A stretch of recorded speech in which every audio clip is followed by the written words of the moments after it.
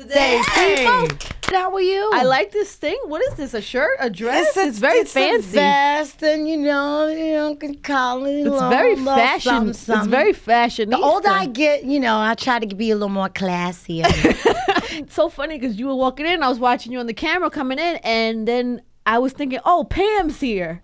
I don't know why it was the inner it was like the inner something of me clicked Pam, and then he was like, Tichina's here, and I was like, oh my God, you're right, it is Tichina.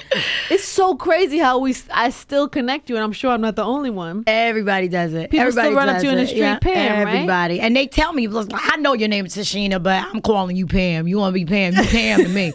I'm like, look, I ain't mad at it. That means I did my job right. Doesn't get on your nerves, not be at honest. All. No, it really doesn't. I'm not one of those people that gets on my nerves at all. I'm really, not unless now you and I become friends and you still call me Pam. Yeah, we got a problem. I'm like, Angie, all right, I'm about to beat your mom. Okay? It's so funny.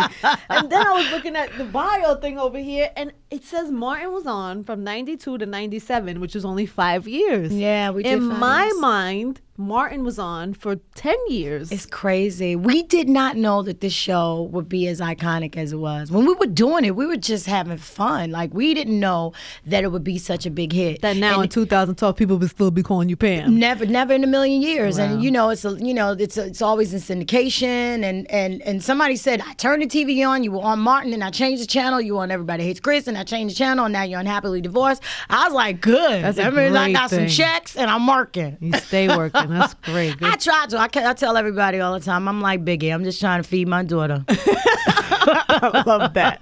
I'm serious. That's my motto. Yo, isn't there a Martin reunion happening? No, everybody keeps asking me Is that not true, really? I thought it was for sure true. Nobody called me about it.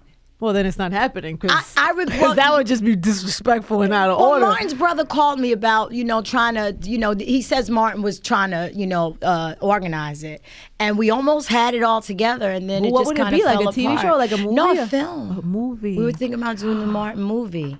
So I think it still might happen, but, it's just a matter of putting everybody together. But y'all all in such different places. We are. And then, it'd be kind of weird, doing a movie and then we do it and it's a flop. That would be terrible. What I mean? It's kind of good to leave on a high note. Yes. I'd rather leave on a high note. But if it doesn't happen, just do the new show. Just do the new show and leave it at that. Keep it moving. So the new show is called Happily Divorced. Second season. Yes, that's second good. Season. Praise the Lord. Once you pass the first season, that's good. And it's a really good show. It's a show about Fran Drescher's life. It really, she's married to a guy for 18 years, and he, one day told her, I'm gay. And he's actually the executive producer of the show. So it worked out. It's a real story. It's a real story. And he's the real executive producer. He's the real executive producer. And then they still get along, right? And they actually act like a married couple on set. Still. It's crazy. It's crazy. Yeah, they're very connected. How are you married to somebody that long and don't know they're gay? They were both, and it's so funny. We have a running on joke in the show where he'll do something and she goes, how did I not know?